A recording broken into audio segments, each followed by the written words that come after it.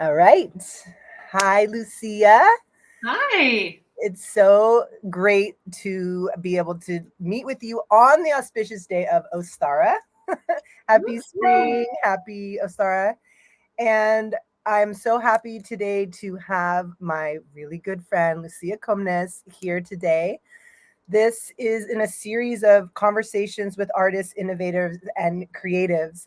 And with my business and this channel being Healing Roads, I'm always looking at all the various healing roads. And I really see a lot of my friends and people around the world as healing roads themselves and the healing roads that they went down. And so Lucia is an incredible musician, artist for decades. And I know I've been in parts of those journeys with you, which has been amazing around the world. And just can't wait to get into it with you. So I wanted to kind of preface it with as I'm developing this channel, my mom and I are always looking out for other, artists and things. And I was listening to Lucia's playlist and we heard this song of hers and we just thought, we should really get her on here and just really find out more, about your healing road and being an independent female artist and how that developed and how it's become like what are the pros, what are the cons, and just how it is to be an artist from America moving over to Europe. And so I'm just really looking forward to getting into it with you. So well. Thank you. Thank you so much. It's really great to see you. It's really great to be here. Thank you for including me in your Healing Roads conversation. I'm really touched, and healing is a big part of my road. So I couldn't be happier to share what I've learned. That's so great. I wonder where we should begin. Should we begin with the song or should we begin with the story, kind of your beginning story? Where would you like to start? I mean, I always like to start with the music, but I'm biased. It's I'm up with to you. you. I'm with you on that. So let's do that. And I I have an option to share my screen and do this. So I'm going to try to do this and hopefully it'll work well, but I don't know. I should have tried it beforehand. Let me see. Well, I'm going to play the song and I'll have the video, definitely a link in the bio. Great. So let's listen to the song. This is called The Thief.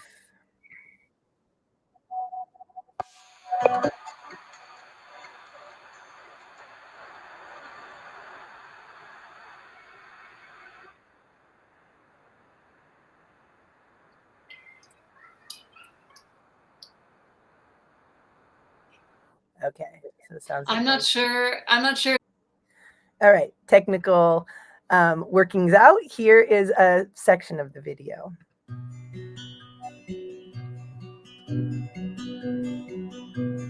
Paradise lost when I was 3. Spent a life hoping for mercy. When the water's low and the fish I see, I find myself wandering secretly, stealing only what I need, safe in the shadow, till you exposed me. It's hard to know what to believe, 'cause there ain't nobody cares for me. I'd do anything to please. If the love is scarce, can you blame the thief? If the love is scarce, can you blame the thief? Well, there is that beautiful song.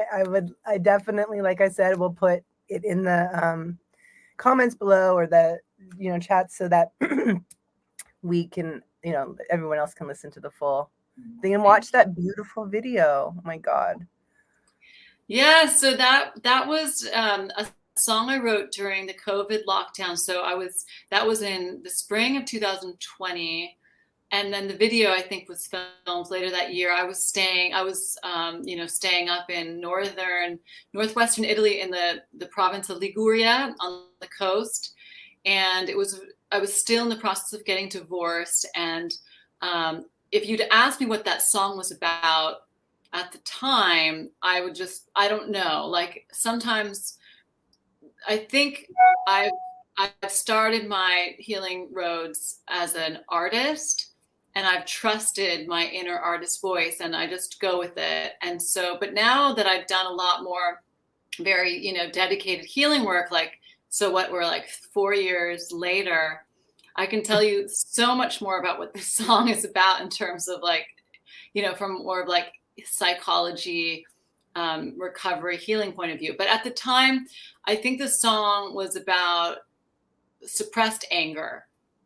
Because I'd been learning about that after separating from my ex-husband, that I'd been suppressing anger for a lot of my life, and I was completely unaware of it. So there had been a lifelong denial that was even there, just no awareness. So that's what I would have told you the song was about. But then everything else just came to me in my writing process. But now it's so great to look back on that, and I can tell you that definitely this song was coming from my inner child at the time. Isn't that incredible? The inner child work and how they speak in ways that you don't even get the message sometimes till years later. The unraveling. Wow. Yeah, and actually, the song, when I'm in my creative process, I just trust and I see it through. But then, a friend of mine made the video at the time, and I really appreciated it. And he loved the song so much. He was very moved by the song. I've gotten a mixed response to the song, however. A lot of people think it's a very sad song. Some people find it disturbing. And then that, I didn't quite know what to do with it, because I know there's so much in the song, but then getting a mixed response, I didn't quite know what to do with the song. But now, actually, just listening to it again, it's like I have so much more understanding, love, and compassion for the part of me that wrote this song.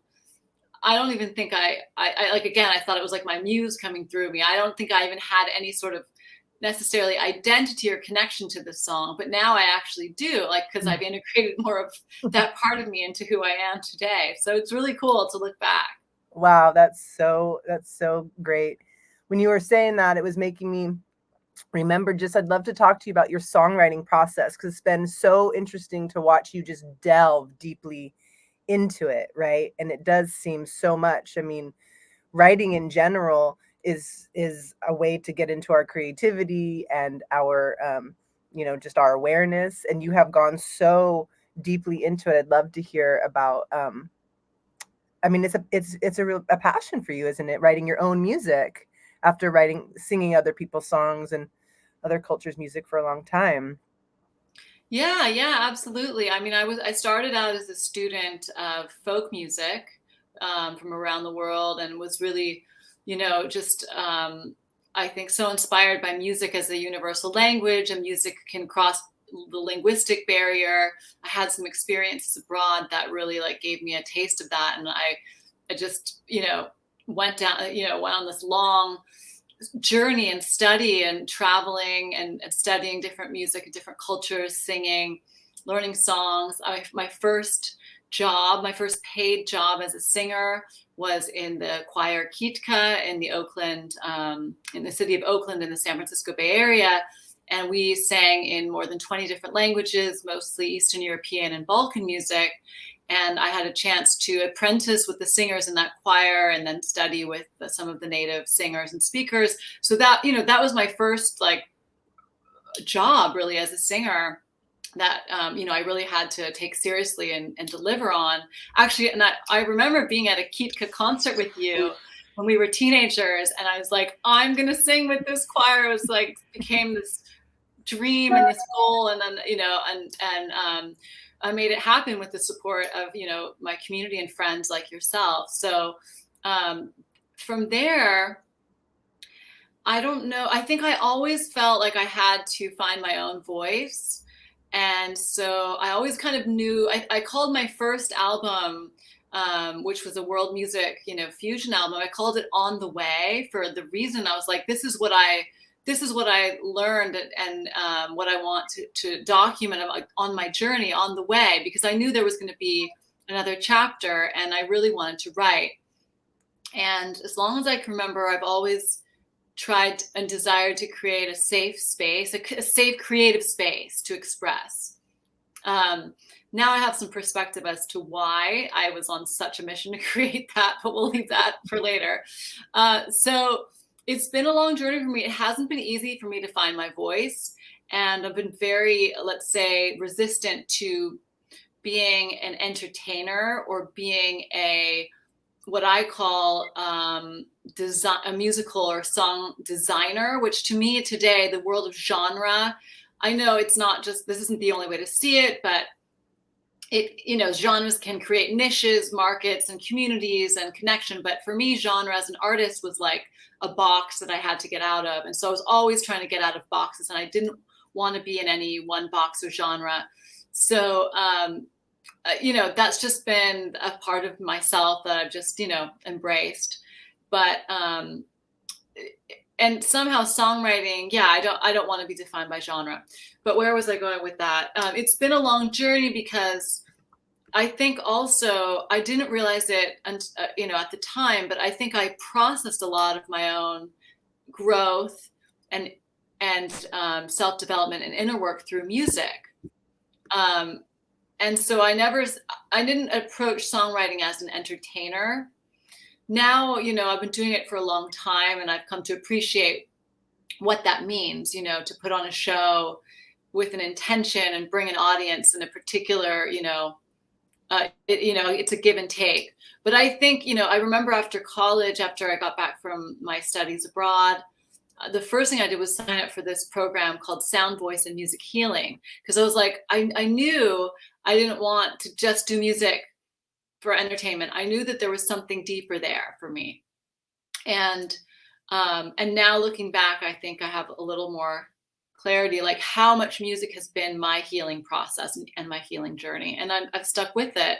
And now it can be more than that. It can be, that. And then, I'm also servicing so many other projects and artists, and and really working as a creative in the industry as well.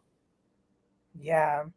And it sounds like going outside the box and not wanting to be defined, and is it makes complete sense to feel that way, and then to kind of come around and realizing, it seems to me like certain genres really have they have a holding space, and then like a potential, like you said, and like building community and all of these things. And it seems like it's been fun listening to your music, where you are really playing with very specific genres, and doing a really great job, which reminds me of your project Eve. I'd love to hear more about that, because it just seems like such a product of everything that you has led you up to today.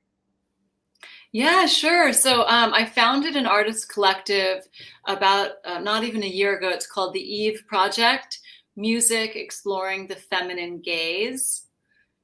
So what does that mean? In the film world, there is something called the female gaze, which was coined by a feminist filmmaker in the 60s, I believe. And it was basically just pointing out that, the film industry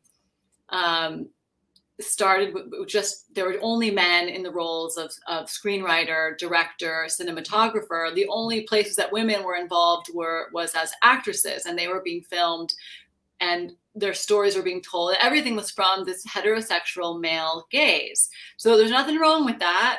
It's just that we know what that is really, really well. What about the other side of things? What would have happened if women had been in those roles instead? But let's not make it about men and women. Let's make it about masculine and feminine. What is the female gaze? So the female gaze, is something that's been, tossed around in film for a while now. I prefer the term feminine gaze because it's more just about telling stories, looking through the lens, through something other than the heterosexual masculine point of view. And it doesn't have to be just women who are doing that. Believe me, there's plenty of women who've mastered the male gaze, and there's not, you know what I mean? That's just that there's nothing wrong with that either. So anyways, I just think it's an area that needs exploration. It's ripe for innovation. We don't know. We just don't know, like, and so if you take it back, again, we're in Western culture here. We're in, the present day, where has Western civilization brought us? This is where we are.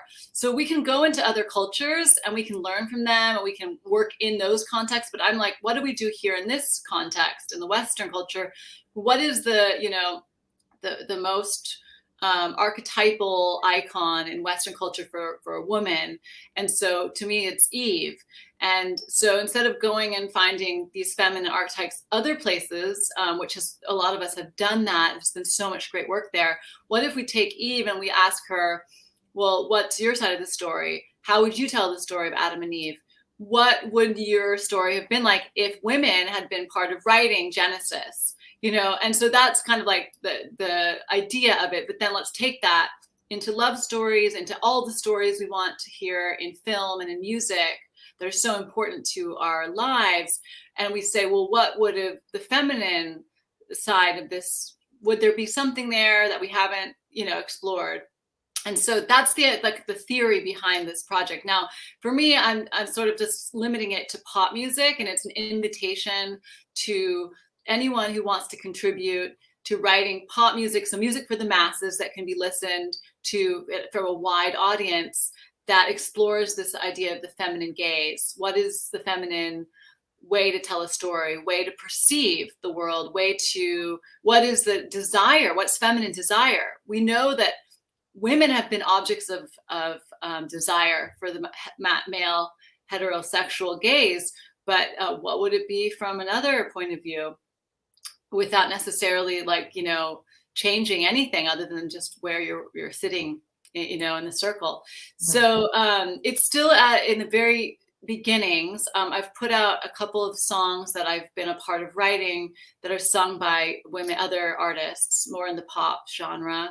And I have so many ideas of what I want to do with this, but I haven't had enough time to kind of develop them or go further. But if you're interested, if you're hearing this and you're interested, or you have ideas, it's meant to be a collective and a co-creation process. I think my dream would be one day there's this, council of women, and we rewrite like 100 different versions of the Adam and Eve story. And then the extended community, we just have all these other options, right? Of what that story is. And it's from our Western culture that we can, relate to them. So I'll stop there because I can keep going. Yeah, well, it's that love that 100 different versions of the Adam and Eve story, in a pop version, like women's, female gaze. That sounds like quite a niche, and I'm sure a lot of people would really jump on board. I noticed on social media, there's one person, I'm forgetting his name at the moment, but he sings the song, and then everyone is doing their next verse for the song. And yeah. I feel like something like that, if you had this song, then all these other amazing singers are, kind of duoing with it. If I find it again and remember, I can send it to you. Yeah, but, cool. Yeah, it sounds like kind of in that world.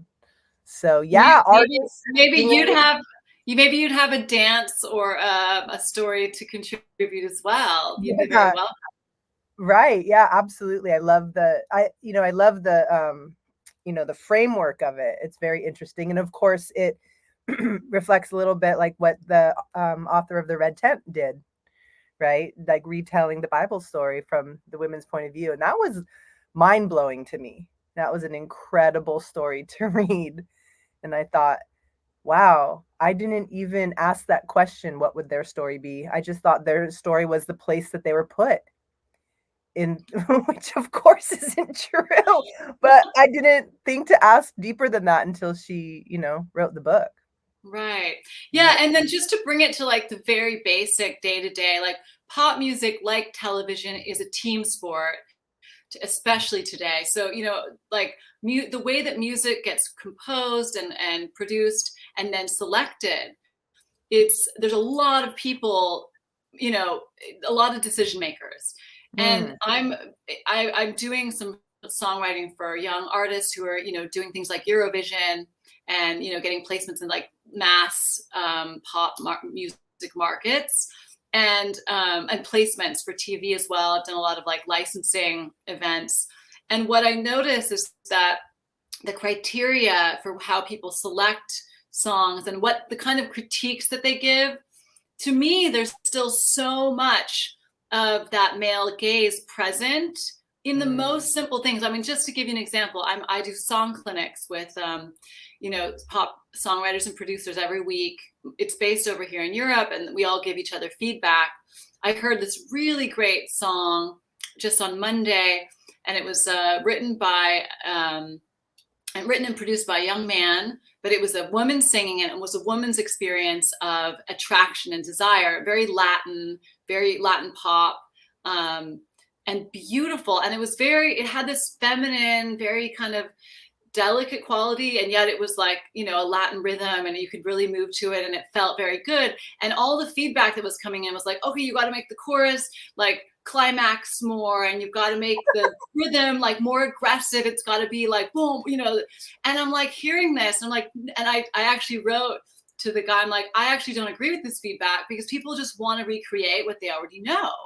And why can't a Latin sensual song about a woman experiencing pleasure and attraction in her body, why does it have to have a climax? Why does it have to have aggressive beat behind it? Like, maybe she just is happy feeling that beautiful fluid like thing, and she's just and like the way the melody was in lyric, it was like matched what I've experienced and what I would call pleasure. I don't need aggression. I don't need a climax all the time. So, that's just an example of like a day-to-day how, and then all that input gets, digested and applied, and then you've lost what could have been something that's different. It's a song that you don't hear on the radio that, doesn't follow the template that everybody, is looking for. So anyways, that's my soapbox. I love that. And I'm really glad that you came back around and expressed that, because it's so important. I mean, first of all, it makes me laugh, that they're like, we need more pounding in a climax. It's like, that's just, like a sitcom, and it's satire, but it's the truth. It's just, the reality. But then also that, the subtlety, the nuance, and the power of like, what about letting something new come in, and like just giving it space to be, instead of saying, how can we make it be what we're used to so that it can sell? It's like, maybe give this a chance, and it will, or try to hear it from, not just a climax and a hard hit, like, that there's this other element. So I love that. Yeah, it's really powerful. Yeah. So I'm so glad you get it. I knew you understand. So. Absolutely. But I'm also learning, I find that there are things that I didn't even ask questions about. Actually my mom often like will bring things up, especially like about like, women, or the women's side of things, and things I never thought of. So for example, I was developing my hypnosis, and I realized that every single teacher and person that I'm looking at are all men. And I realized like, which I love men and I love their perspective. And I was curious, where are the women? Where are the women, and where are the women's thoughts? And also, where are the indigenous practices within this, that's not just sit in a chair, talk, write out this thing, and then, getting so heady and all of this stuff. Where is the, and I was like, and then I came to my conclusions, and I realized, a lot in that process, and it opened up my mind. But at first I just accepted, this is hypnosis, this is what it is, and this is what's done. So it's so important to know, like, I guess what I'm feeling from what you're saying, and what I just am wanting to highlight is like there's like that subtle piece that can often just get whisked away and not even allowed to take roots. But if you see it and nurture it in a different way, it'll grow into something that you don't even know, because you're just weeding away trying to keep the plants, and it's like, wait a minute, what is this? And like holding some space for it, that development. Absolutely. And I think that's why, again, like for me, it's like feminine qualities. I mean, there was someone, I'm blanking on the name, but there's a male country artist that just was in international news about trying to bring kindness into his songs and his songwriting. And like kindness is a feminine trait, right? It's like compassion, softness, kindness. These are feminine qualities. And so, I read this thing, I'm like, yeah, he should be in the Eve Project, like that's kindness. And I think his song was like, Good News Sold. He's like, he tried to write a song about how people don't read the news anymore, don't follow news because it just makes them feel terrible. And so, how to break good news in the news and then get people that are like looking forward to reading about good things that happen. Okay. And we live in a world that oftentimes the feminine qualities of, vulnerability and compassion, introspection, being quiet, like these are not things that we're being rewarded for or that are being, told to us that are important. So, that's why I say feminine, because it's affecting everyone. It's not just men or women, right? We're all in this world, and yet these qualities are so important that we balance out all the other ones with. So, yeah. All right. Well, I hope that he does get on that project, and I think that distinction is really important, because I think someone might think the Eve Project is all for women, and it's really no. It's about a feminine principle, and it's about this other aspect that is felt and seen in words and actions, and it's sexless in those ways. It's a quality. Yeah. And like, songs are stories, right? So, and they have text, they have lyrics, and that lyric, can be part of literature. So again, like how a story is told can be told in so many different ways, so a love story, and even the way that we tell our own healing journey stories. Like, I don't know about you, but my life story is always changing. Like as I'm learning and growing, like, I see my own life from such a different point of view. Like now I'm seeing my past with so much more compassion and acceptance than I have in the past. And it changes the whole story. Like, if I were to tell a story of my life or of my, past relationships now, it would be very different than if you'd asked me a year ago. Right. Because I think I've been able to integrate some of those feminine qualities. And I will say for me, and I think this is true for a lot of women, one of the ways that we experience like very negative qualities is around our bodies. And oftentimes like our healing journey is connected so strongly to our bodies. And I'm sure you know about this because all of the work you've done, embodiment and dance. So, I certainly have had, there's a big, distance between my conceptual brain and like what's going on in my body. And music has helped me with that part in the middle.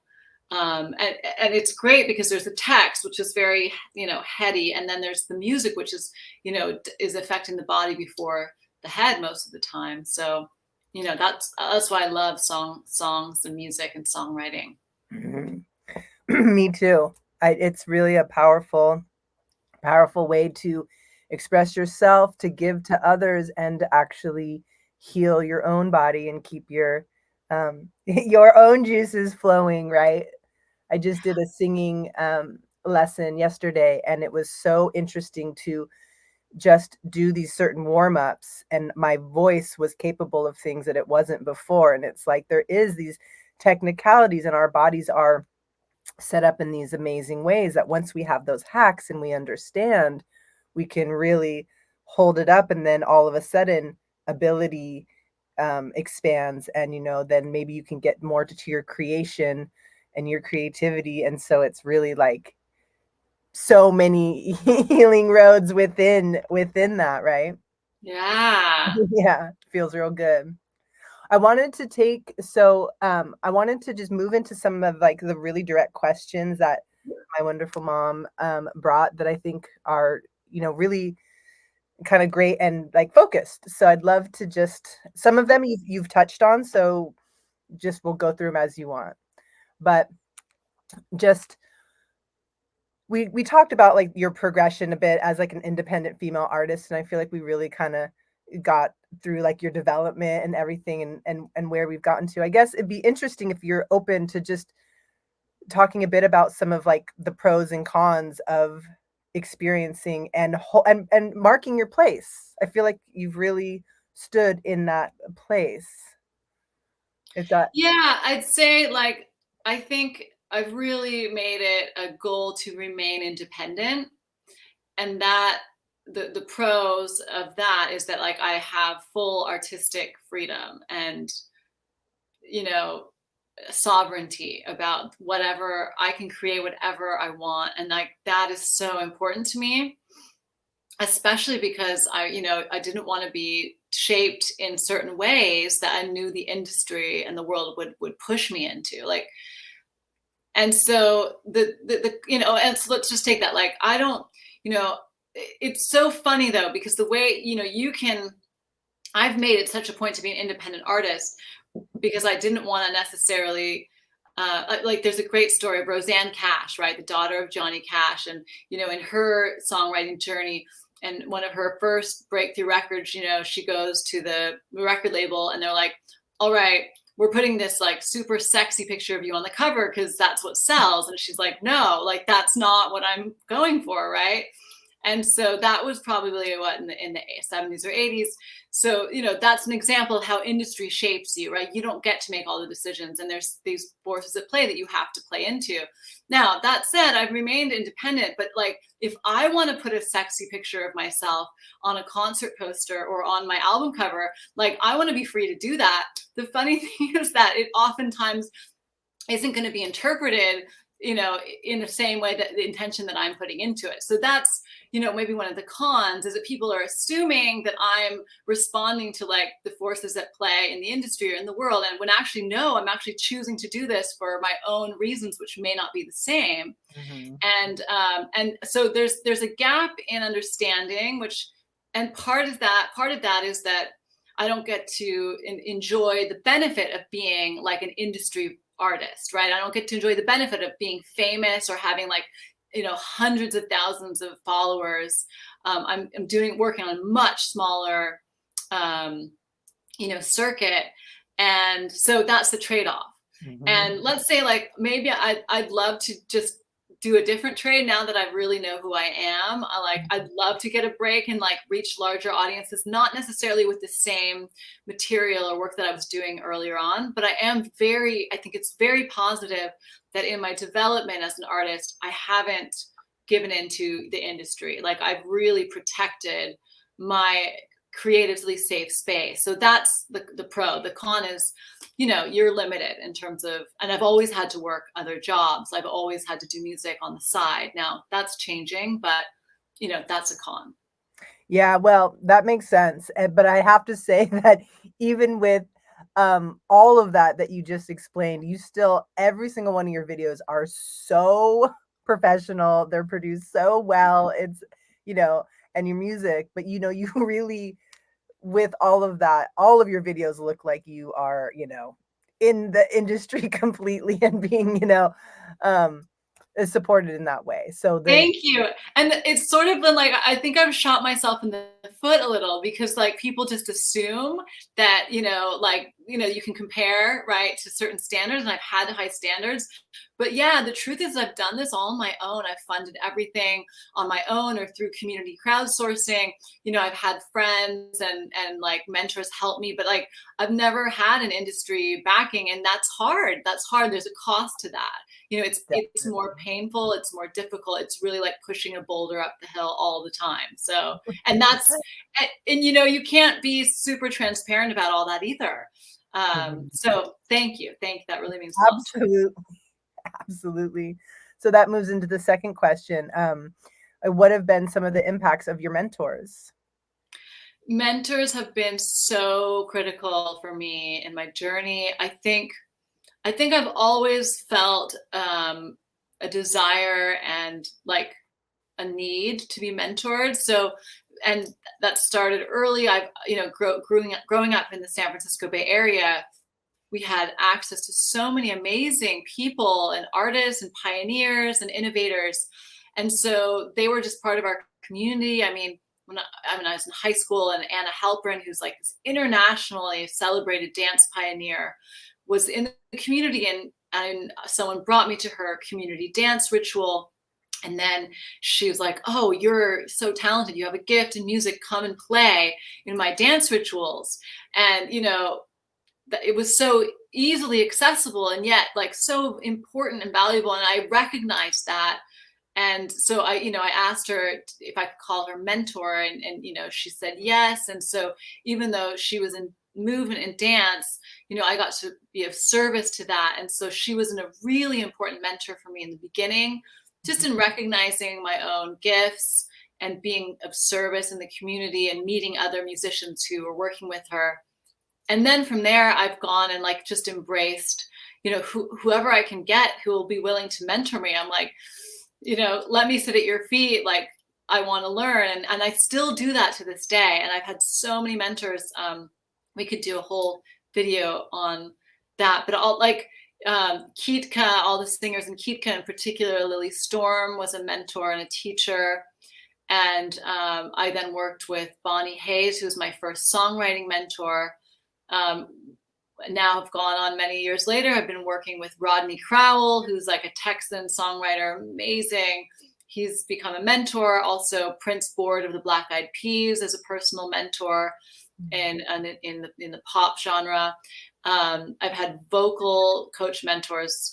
Then they've been in many different chapters. Currently, I'm working with Maxanne Lewis, who's just amazing. I mean, I'm discovering things about my voice after more than 20 years of singing. Like I'm finding out I have all this other sounds and vocalizations to work with. So mentors are just so important to me, and I'm so grateful. Yeah, that my life has been so rich. That's actually why I'm like, I want to go into mentoring. Like, I feel responsible now. I'm going to make a transition in the near future to becoming more available to younger artists. I really want to be there as a mentor and help the next generation of artists the way that I've been supported and mentored by my elders. That's perfect. That's the cycle of life right there. And that's, it'll be so valuable. There's no doubt off of everything that I know of you and watching your experience. I know that it'll be infused, with so much of like the ritual, the love of nature, the reverence, all of that really rich traditional music and traveling, and then, to songwriting, your own healing, and pop. I mean, it's really going to be, it's an incredible foundation. Not even foundation, but like, just ingredients for what you'll have to offer for people. So thank you. Yeah, great when that becomes available. And now with the internet, we can just be internationally, available, which is, a blessing and a curse, but amazing. Right on. There was something you mentioned about the mentorship that I wanted to say, but I can't remember. So we'll move on. So the next question is, so for your artistic vision for your work, or what do you hope to accomplish within and inside your audience? So the last kind of motto I had as a solo artist with my, you know, putting out my albums, my last few albums, like my last 2 or 3 in particular, is music that heals. I think at one point I said music that heals broken hearts, but I think it's just, I think with my solo work, it's really important that there is, you know, a connection to truth, to truth in music, and making things like going from brokenness or fragmentedness to integration and to becoming whole again. I think that's what music has been for me. So I hope to transmit that to my audiences as well. I've learned as a performer that people generally want to be uplifted. And so I always, like my intention, is to uplift. But sometimes that means embracing, the more difficult emotions. And so, yeah, I'll leave it there. That's wonderful. I like the, just the aspect of, caring for your audience really, and, and kind of nurturing them. And, I don't know, just there's a give and take, and sort of like, a nest that one sort of, builds when you care about how they're going to feel, and all of that. So I like that. Thanks. Okay. So the next question is, what has your experience been as an expatriate or expat artist? Did it help your career, or did it expand your artistic freedom? Yeah, great question. So just to fill in the gaps for anyone who doesn't know my journey, I was born and raised in San Francisco Bay Area. And in 2014, I moved abroad long-term to Italy. And I've been in Italy now for over 9 years. And I've done a lot of travel and back and forth. And the funny thing is I've played and gone more into leaning into American style music since I moved abroad. Whereas when I was living in the Bay Area, I was running an Irish band and playing for St. Patrick's Day and Irish cultural events. And I was in Kitka and doing Eastern European, Balkan, Turkish music. I was studying African dance, I was doing everything other than like American music. But as soon as I went abroad, here I am, an American in Italy, and everyone's like, oh, you play music, so you must do American music. And I'm like, it gave me, like, let's say, a nudge to make sure I know the music from my own country. And I'm really grateful for that. And it's actually gone a lot farther than that, because I've embraced, like, America has, produced and innovated and developed so much music and so many genres. And it's just really one of the most amazing things about America is music.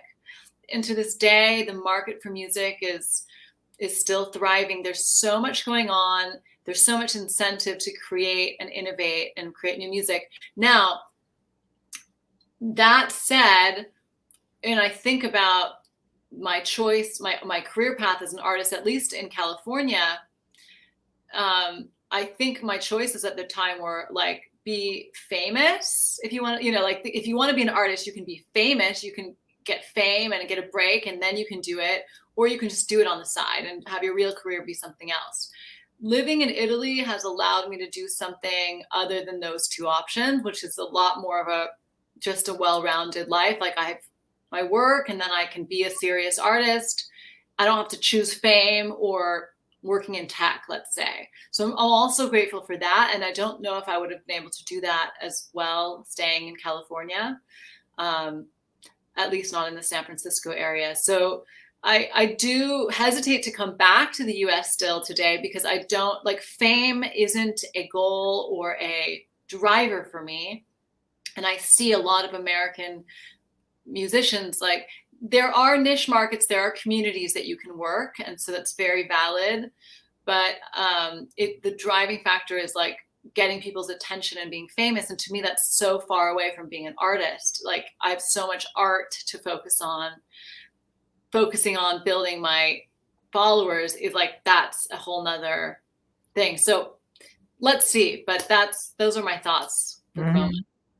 Absolutely. And, I think ideally you'd be able to just be the artist and have, like you said, some of the benefits of what it is to have the fame. Yeah, I will say, like living in Italy and in Europe in general, like my healthcare isn't attached to my job or my work, and that has been really liberating as a creative, because that certainly wasn't the case in California. I know there are now programs in place thanks to the Obama years, so that's really a huge progress. But I love living in a place where healthcare is just provided, as part of my residency, and it's not, connected at all to my work. So I really love that. Absolutely. Great thing to think about and know there's other possibilities. Wow. Okay, great. So let's see. The next question is, and if you feel like you've already touched on this, we can move on, but maybe you have anything to add. Are there any challenges that you have overcome as an independent woman artist? I think we've touched on a lot of that. It's right. Being an independent artist is hard.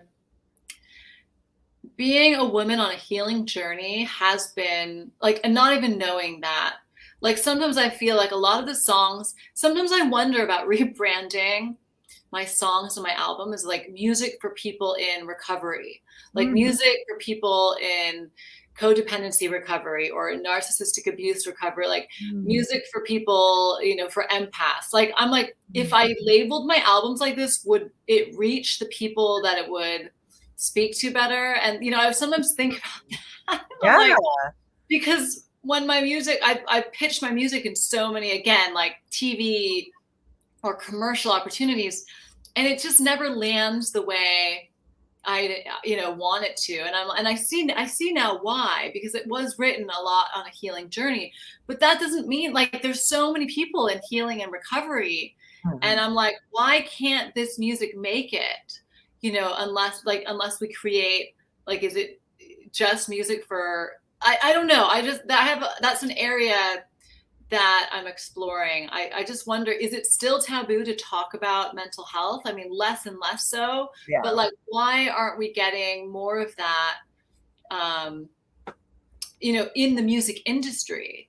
And yeah, I guess it's shifting. If it's going to shift, it's going to shift from inside the States. So, a lot of artists are doing that. I just heard Lake Street Dive, which I'm such a fan of this band, Lake Street Dive. Heard them play recently in the US, and they have a song called like Help Myself, and it's just kind of a song about self-help. It's really well done. So, they're definitely blazing that trail for the rest of us. Yeah, definitely they are. Wow. So, all right. And what about, you also touched on this a bit, but any other things you want to talk about as far as like joyful collaborations that you've had as an independent woman artist? Yeah, so I've loved collaborating. Music for me has always been a collaborative process. The best music comes from collaboration. My first music video was with a kora player from West Africa, from the Gambia and Mali. That video is beautiful. I almost want to put that one up. I know. Yeah, You and your mom loved it. You guys were such supporters of it, which meant so much to me. And so that song was called POTPOURRI, and it just came out of us meeting. So Karamo Suso is the kora player on that. He was in California, and I heard him play. We actually played at the same event featuring stringed instruments. And for me, it was like, oh my God, like, who is this? And how do I play with him?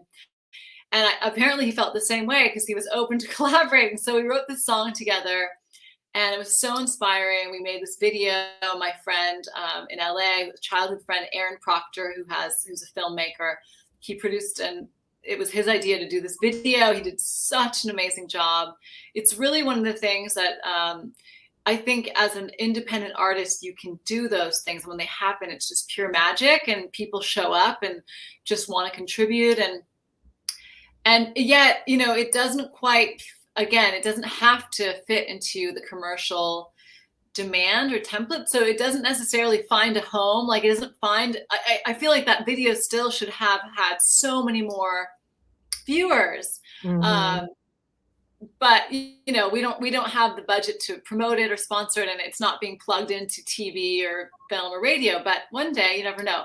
But anyways, that is the freedom you have as an independent artist. You could just do these things, and they can just be so inspiring and beautiful and co-creative. You know, collaborative in the real sense. Like, everyone can have their voice in it, and there's not like somebody saying it has to, you know, do this, and that's really what it was. So it was a great place to start.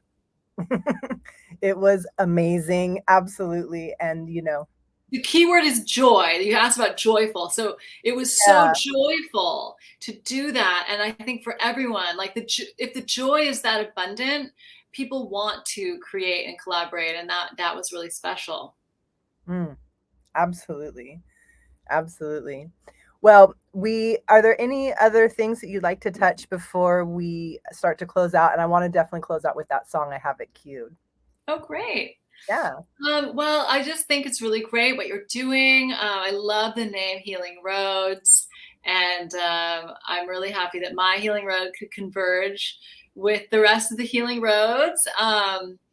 Would you tell me a little bit more about like what your vision is for Healing Roads and how you see music being, you know, a part of that? Is there room for music, and how might I contribute as a songwriter or a musician, and maybe others that are listening that might want to as well? Yeah, that's a great question. As I'm developing the business, I have a collective, and that's something that I'd love to just add you in. And this collective are people that I know personally, that I've experienced healing pathways with, and that I see as a healing road. And so that would be one way to just have you in that collective. And, you know, the singing, the voice, the songwriting, all of these things are such ways to connect to our inner self. And our inner self, I have found through this journey, and I know you're experiencing it too, is we live with ourselves our whole lives, and most of us don't know ourselves until we get to our deathbeds and people go, who the hell am I? I'm about to take this journey with a stranger that I've kind of been afraid to be around my whole life. And so, you know, a lot of what Healing Roads is all the different ways that you can connect with yourself and, you know, bring together the fragments and have different way showers and mentors to bring you back home. And so That's really beautiful. that's really, yeah, and it's, you know, constantly developing. And every time, you know, the people in the collective and people that I'm still bringing in, you know, whether it's like sensual work, getting into like your, you know, your sexual body, massage, music, movement, it goes on, nutrition, you know, hypnosis aspects. Like, there's so many roads to healing. And, you know, that really came from the, you know, that adage, all roads lead to Rome. I realized that all roads lead to health or the detriment of health, you know, but everything just leads. So, yeah. That's beautiful. And count me in, anyone who's listening, that if you want a guide on your musical or vocal healing road or songwriting healing road, I'm very happy to support you. And music is such a power. I think we forget how powerful music and song can be in our healing. It's still not top of mind, you know, but it's actually really very, very, very profound and powerful.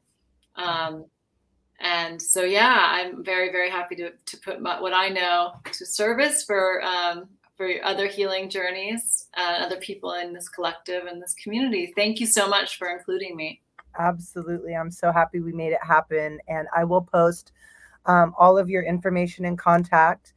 But you could just say here, is it luciacomnes.com? Yeah. Okay, great.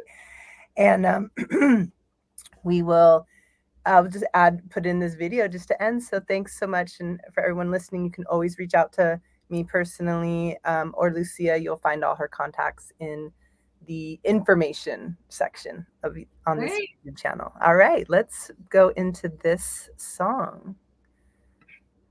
Let's see here. Here we go. And this was filmed in San Francisco.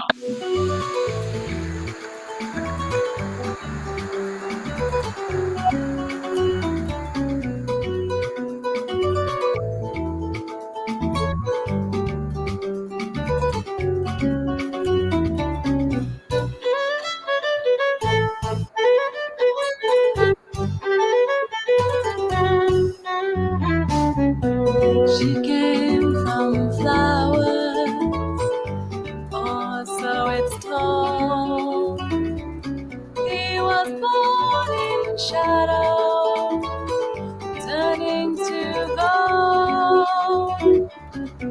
A point of origin is a dream.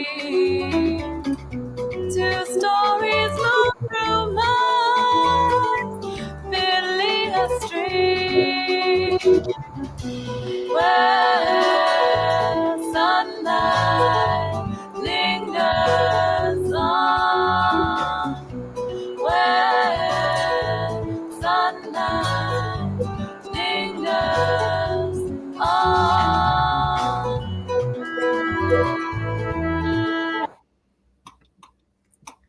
All right, there we go. Thanks so much.